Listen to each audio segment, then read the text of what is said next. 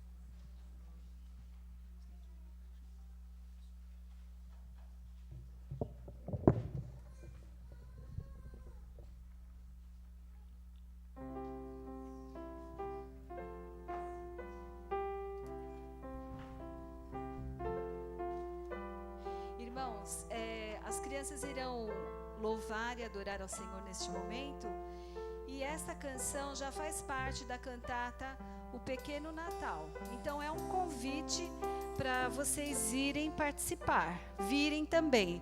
Primeiro nós iremos à várzea, a semana que vem às 19 horas no sábado, e no outro sábado aqui também às 19 horas. Então fica o convite.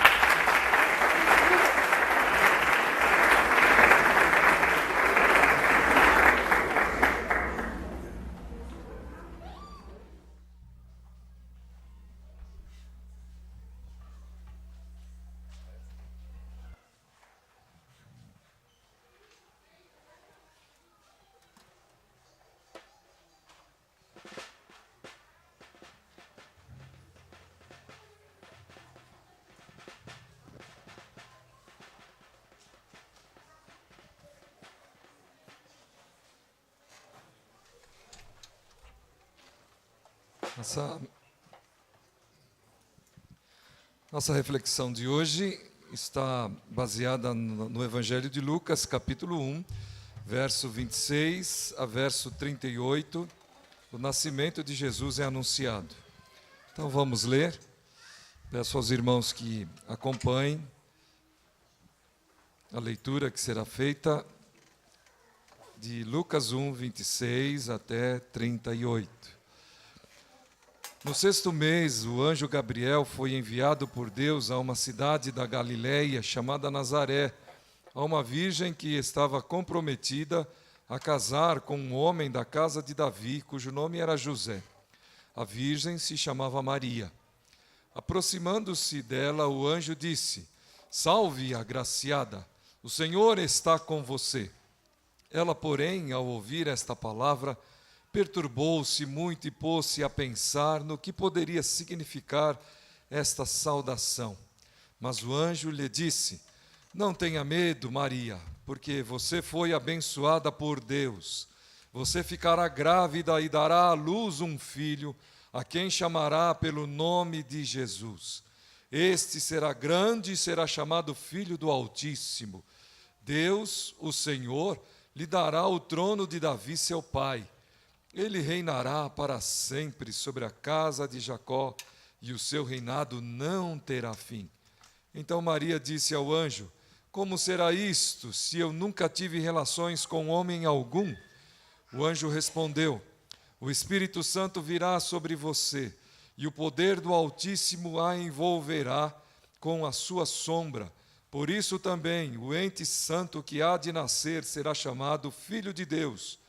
E Isabel, sua parenta, igualmente está grávida, apesar de sua idade avançada, sendo este já o 6º mês de gestação para aquela que diziam ser estéril, porque para Deus não há nada impossível. Então Maria disse: aqui está a serva do Senhor, que aconteça comigo o que você falou. Então o anjo foi embora. Texto de Lucas, capítulo 1, dos versos 26 até verso 38. Este será, portanto, a nossa meditação. Vamos orar. Santo e eterno Deus, nos rendemos ante a Tua grandeza e soberania e ao agir da história. Nós o agradecemos, Pai, pela Tua bondade e porque o Senhor nos revela os mistérios escondidos e nestes o Senhor também nos apresenta, nos convoca e nos chama para a Tua obra. Ilumina-nos nesta hora, Senhor. Queremos ser fiéis, queremos, Pai, falar aquilo que já temos sido tocado no coração.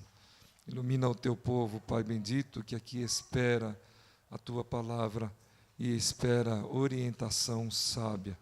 Pai bendito, que o Senhor, pois, nos use, tanto que fala como ao que ouve, para o louvor da Tua glória, em nome de Jesus.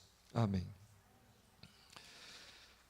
Bem, irmãos, nós estamos meditando nesses dias a respeito dos acontecimentos que se deram pré-natalinos, acontecimentos que se deram no período que antecedeu o nascimento de Jesus, e de uma forma especial também falando das pessoas, de características próprias do ser humano, como também poderiam acontecer conosco e como acontecem conosco em situações similares, parecidas, que nos anunciam, nos apontam os projetos e os planos de Deus. E este também é um destes momentos especiais, e Maria é uma dessas pessoas, é esta mulher especial, porém igualzinho a cada um de nós, igualzinho a cada pessoa que aqui está nesta noite, igual ao ser humano que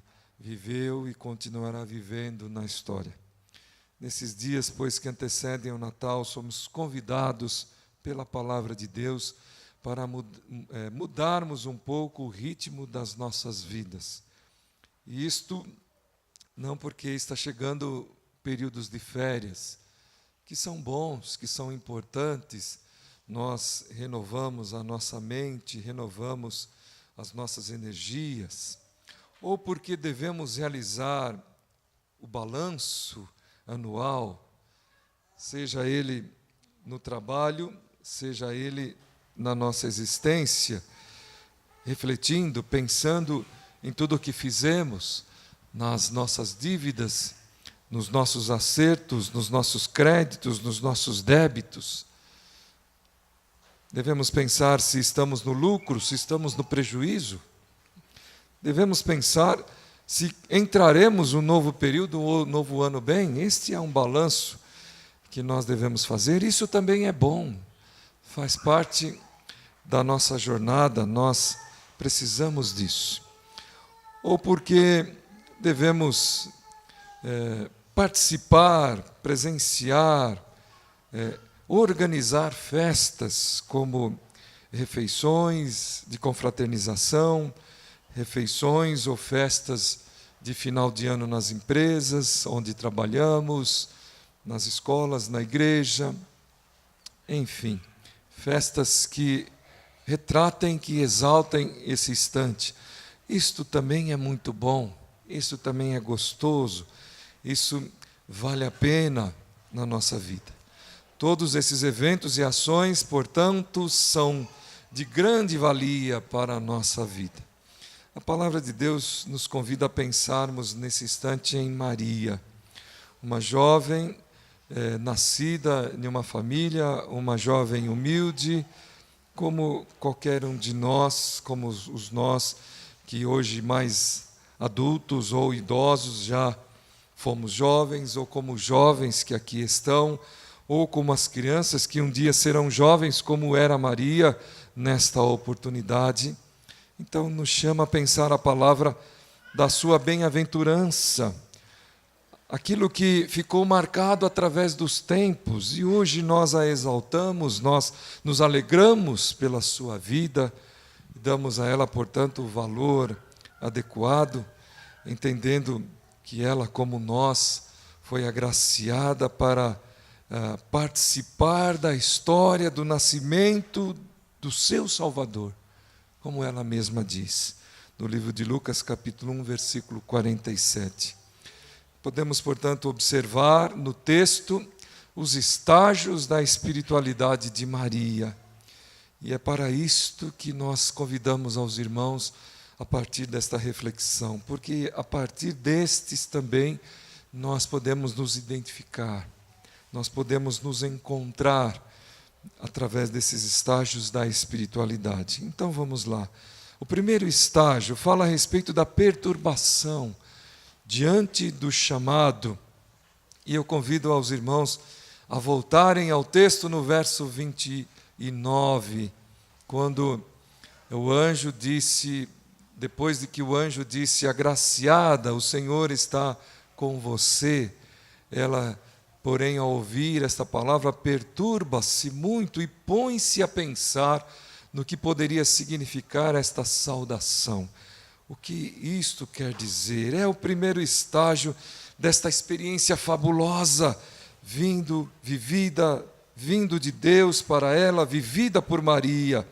Ela ficou perturbada, ela ficou a pensar no que estaria acontecendo. Nós podemos perceber pela sequência do texto, vejam mais adiante, versículo 25, as palavras do anjo, não temas, que o seu estado não era mais um estado comum, não era mais um estado normal, era um estado de perturbação, era um estado de terror, de temor, porque veio da parte de Deus esta manifestação grandiosa lá em teologia, quando nós estudávamos no seminário, nós identificávamos momentos assim como teofanias de Deus, ou seja, as revelações, as manifestações de Deus de uma forma especial. Por que isto se dara? Por que isto se dava com ela? O que foi que levou Deus a se preocupar, a pensar nela? Podemos ver no seu cântico que ela se coloca assim, como alguém de quem Deus talvez não precisasse ou não devesse se lembrar, mas Ele a encontrou e Ele a chama para este encontro. Sua alma se estremece, se encolhe diante de tremenda magnitude da revelação e diante das implicações sobre as alterações na sua vida que este encontro provocaria. Então, o que significa isto? Pensou Maria. O que isto quer dizer? O encontro com Deus, em um primeiro estágio, parece mesmo aterrador, porque Deus é grandioso, porque Ele é magnífico. E mais uma vez eu volto a ressaltar aqui aos nossos irmãos, nós talvez perdemos um pouco a ideia do que representa este encontro com Deus. E nem sempre a nossa reação diante dessa presença magnífica do Senhor é essa de espanto. Deus mesmo está diante de nós, Deus mesmo está diante de mim, eu frágil, limitado, pecadores, como somos. Deus está na nossa presença. Muitas vezes, esse texto também nos deve fazer refletir que muitas vezes nós estamos sossegados, nós estamos aquietados, nós estamos dentro da rotina da nossa vida, dentro da rotina do nosso viver, do dia a dia, de um dia, por exemplo, de trabalho, de estudo, de um dia de sair de casa para os compromissos e voltar para o lar. E Deus pode fazer isto conosco, Deus pode nos chamar a atenção em um instante, em um momento desta nossa rotina, e dizer como o anjo se pronunciou naquela oportunidade, e de uma hora para outra, e de uma vez por outra, Deus pode mandar justamente uma mensagem dessa, para nós, para os nossos ouvidos, para o nosso coração. Agraciado, bendito, agraciado, você conta nesse instante com uma manifestação especial do Senhor. Deus pode fazer isto, como tem feito ainda, e isto pode, como aconteceu com Maria, mudar toda a nossa história, mudar a nossa vida. Aquilo que nós fazíamos, quem sabe nós não façamos mais, não precisemos fazer mais, porque o nosso pensar, o nosso foco, a nossa direção agora é outra. Mas é importante, queridos irmãos, nesse primeiro instante do estágio da espiritualidade de Maria, que nós possamos perceber que ela refletiu, que ela pensou, que ela se admirou e que ela começou a pensar: alguma coisa vai acontecer na minha vida, alguma coisa diferente, alguma coisa que eu jamais pensei, alguma coisa que ninguém me contou, alguma coisa que nem meu pai e a minha mãe sabiam, alguma coisa que eu mesma não sabia. Alguma coisa está por vir. Quando nós realizamos o encontro de casais, isso eu posso falar, né, Roberto? Em todo e qualquer ato que acontecia, a gente sempre dizia: o melhor está por vir. E é assim os encontros com Deus. O melhor sempre está por vir. Mesmo que nesse primeiro instante, a nossa espiritualidade, o nosso grau de espiritualidade, não nos leve a um entendimento, a uma compreensão exata do que é o que está acontecendo e o que deverá ser. Mas é muito importante que nós pensemos o seguinte: o que será isto? Lembrem-se, quando nós falamos a respeito do nascimento de João, também as pessoas diziam isto, né? O que será deste menino? O que será desta criança? Isto é reservado, portanto, à soberania, à autoridade, ao conhecimento, à grandeza do Altíssimo. E a nós devemos ficar sim pensando o que Deus quer, mas acima de tudo termos uma postura de entendermos que Deus veio até nós e algo está para acontecer. O segundo estágio da espiritualidade de Maria vai do espanto à perplexidade, se é que a gente pode encontrar diferenças aí. Mas aqui há, porque há um avanço na compreensão do acontecimento, diante da missão, porque nesse segundo estágio a missão já se estabelece. Deus já está comunicando, já está dizendo, já está anunciando. Não é só uma saudação, não é só uma manifestação, não é só uma aparição, mas agora já é um diálogo, já é uma conversa, já é algo que está sendo estabelecido da parte de Deus para a vida de Maria. Então o verso 34 tem a sua resposta, e assim ela se coloca: como será isto, se eu nunca tive relações com homem algum? ela já estava sendo certificada, ela já estava sendo orientada do que haveria de acontecer. E não poderia ser diferente. Sua alma se viu em uma noite tenebrosa. Perguntou ela: como será isto, já que eu nunca tive relações com homem algum? Num instante, ainda que muito jovem, ela trouxe a sua lembrança, a sua capacidade de juízo, de pensamento. Ela vislumbrou todas as possibilidades da vida, da sua pouca vida naquele instante, a respeito daquilo que o anjo estava propondo, pedindo a ela. Então, como será? Quem sou eu? Por que comigo? Na verdade, ela estava desposada, ela se casaria com José, já havia um acerto, já havia um acordo, já havia projetos, já havia planos para ela. Não só para ela, mas para as famílias que estavam se envolvendo, para os seus pais, para os pais de José. Olha quantas coisas estavam envolvidas. Olha quanta situação haveria de ser modificada, transformada. De repente, a sua existência foi colocada aos avessas, de pernas para os ares. Vejam só, ela teria que engravidar, ela teria que conceber, gerar, permitir que a partir do seu ventre, que a partir do seu corpo, viesse uma nova vida. Mas não era só uma nova vida. Quantas dúvidas, portanto. Assim acontece com todos. A palavra de Deus nos chama a atenção. Mateus capítulo 22, versículo 14. Porque muitos são chamados. E há uma evolução nas palavras de Jesus para esse versículo 14 do texto do capítulo 22, que está no versículo 14 do capítulo 24 do mesmo Evangelho de Mateus. O Evangelho do Reino será pregado a todo mundo, a todas as pessoas. Talvez, se de alguma maneira, lá no capítulo anterior, a gente pudesse delimitar um pequeno grupo, uma quantidade estabelecida dentro de um universo, aqui já não podemos mais fazer isto. Porque o texto está dizendo que ele se mostrará, que ele se manifestará, que ele se apresentará a todo mundo, a todas as pessoas.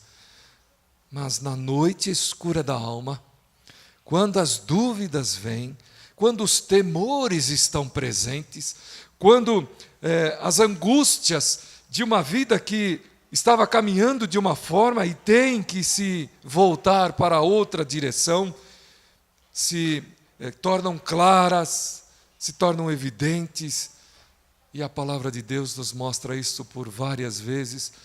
A gente lembra quando Jeremias foi chamado também o profeta chorão, quando teve que ir, ser obediente, fazer a missão, realizar aquilo que foi estabelecido a ele. Ele, por várias vezes, ficou angustiado, ficou triste. Chegou a dizer: não falo mais de Deus para ninguém. Mas, ao mesmo tempo, no seu coração veio a certeza de que ele não conseguiria fazer isto. Porque ele foi conquistado, porque ele foi domado, porque ele foi preso, como nós cantamos, né? Fomos presos pelo seu amor, e ele não podia recusar aquilo que Deus estabelecera para ele. E é assim que Deus faz nesse instante em que Ele nos esclarece o que Ele espera de nós. É interessante, ontem nós estávamos aqui participando da peça, e aqueles que aqui estiveram puderam perceber, né, a condição, né, daquilo que foi apresentado, como foi apresentado, né? E depois eu perguntei para a Priscila assim, Priscila ali, Priscila Oliveira, não Priscila aqui. Perguntei para ela: Priscila, é a primeira edição, redação, autoria. Ela falou, no ano passado a gente teve, mas aqui eu escrevi mesmo, foi ontem, né? E ela disse, foi ontem.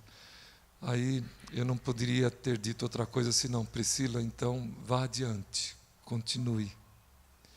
Porque Deus está te chamando para algo que talvez nós hoje não consigamos atentar e perceber. Irmãos, Deus nos dá condições e recursos a partir dEle mesmo, para que o nome dEle seja exaltado, seja engrandecido, seja glorificado. Vá adiante. Talvez a gente pense assim, mas eu vou ter que mudar a minha vida, eu sou psicóloga hoje, eu trabalho nisso, eu ganho meus recursos com isso, é disso que eu vivo. Eu não sei se a autoria de peças dá dinheiro bastante para ela poder dizer, eu vou trocar. Mas eu sei que Deus quer que isso aconteça de alguma maneira. Não sei se paralelo, não sei se você vai encontrar tempo, se nós encontramos tempo, mas o fato é que quando Deus está diante de nós, vem o espanto, vem a perplexidade, porque Ele está nos dizendo o que nós devemos fazer. E aquilo que nós devemos fazer, irmãos, deve ter uma direção da nossa mente, porque a mente de Deus começa a senhorar-se de nós, tomar conta de nós, tomar conta do nosso coração. É verdade, muitas vezes nós dizemos não. Muitas vezes nós fazemos como Jonas e vamos para outro lugar. Jonas teve oportunidade e voltou, mas muitos dizem não. E dentre tantos esses, para quem o Senhor vai falar, vai chamar, porque Ele disse aqui, eu vou falar a todos os cantos da terra, a todo mundo, a todas as pessoas. Eu vou falar na Coreia, eu vou falar na China, eu vou falar onde o homem estiver. É Jesus, é Deus quem disse isso. E esta é uma certeza que nós devemos ter no coração quando estamos para celebrar o nascimento de Jesus. Porque isso não tem volta. Jesus não vai voltar de novo para o ventre da mãe. Ele já nasceu na história. E Ele vai continuar até que a história se complete. E ela só vai se completar segundo aquilo que Ele estabeleceu. Então, queridos irmãos, resta-nos dar atenção para aquilo que Deus fez com Maria. Na sua angústia, quem sabe, na negritude desse momento que ela passou, nas trevas desse momento que ela passou, Deus veio ao seu coração e começou a aliviar a sua dor, a sua angústia, como Ele faz com todos, e mostrou a sua graça. Prestem atenção, versículo de número 37 desse texto que nós lemos, quando o anjo começou a dizer a Maria, não temas, porque para Deus nada há de impossíveis sobre a face da terra. Era impossível, sim. Maria não tinha tido relações com quem quer que fosse. Não tinha tido relações com homem nenhum. E nós sabemos que o processo para a geração só pode acontecer após esse contato. Seja ele como for, de acordo com a ciência dos nossos tempos. Mas, queridos irmãos, para Deus não há impossíveis. E ela começou a provar um novo estágio da sua espiritualidade, o estágio da obediência provocada pela graça. E é o que nós todos devemos discernir na nossa vida e querer viver. No versículo 37, o mensageiro de Deus diz palavras de consolo e segurança. E Deus realiza a sua obra na vida e orienta a todas as circunstâncias às quais ela haveria de passar. A alma pode até permanecer na perplexidade, posto que o modo de agir de Deus no cumprimento dos seus propósitos para nós pode ser estranho e desconhecido. Deve acontecer, na verdade, o que se deu com Maria também nas nossas vidas, nesse estágio da obediência, nesse estágio de espiritualidade em que ela pôde dizer: faça-se em mim o que está proposto no teu coração, ó Senhor. Maria, então, se entrega totalmente a Deus. Neste ponto, percebe-se em sua vida o que é necessário. Este instante nos recorda ou nos faz lembrar as palavras de Jesus, já em pleno exercício de seu ministério, do desenvolvimento de seu ministério sobre a face da terra, quando observado por Marta o mau cheiro vindo do corpo de seu irmão Lázaro, morto há 4 dias, ouve do Mestre: se creres, verás a glória de Deus. Se creres, verás a glória de Deus. Deus chamou Maria a um novo compromisso, a partir de portas abertas para o conhecimento de novas revelações. Até aquele instante, portanto, ela não sabia que Deus poderia fazer tal coisa, tal milagre, mas a partir de então, ela começou a ver Deus agindo e fazendo coisas grandiosas e sobrenaturais. Aquelas que, na verdade, nós muitas vezes duvidamos e achamos impossível de acontecer, mas no seu estágio de crescimento, ela pôde provar o que Deus fez de uma forma sensacional, espetacular, extraordinária e maravilhosa. O crescimento espiritual de Maria, concluindo, nos permitiu ver as provas do grande milagre de transformação da humanidade. De fato, ela, a humanidade, que estava fadada ao caos, e que clamava e que gemia, conforme o apóstolo Paulo diz em Romanos, a respeito de toda a criação, e toda a humanidade estava da mesma forma inclusa nesta condição, fadada ao caos, fadada à destruição, fadada à desconstrução. Ela pôde, portanto, através da sua instrumentalidade, permitir que todos nós hoje contemplássemos a mudança que Deus fez em toda a criação.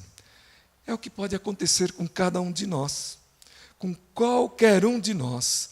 Isto pode acontecer nesses dias, nesses momentos, exatamente nesse instante, agora, na sua vida, na vida de todos os irmãos que aqui estão. E isto vem porque, na verdade, não depende só de nós, mas conta conosco. Isso vem de Deus e é Ele que vai fazer, porque a obra é dele, porque a missão é Ele que faz e nos chama a participar.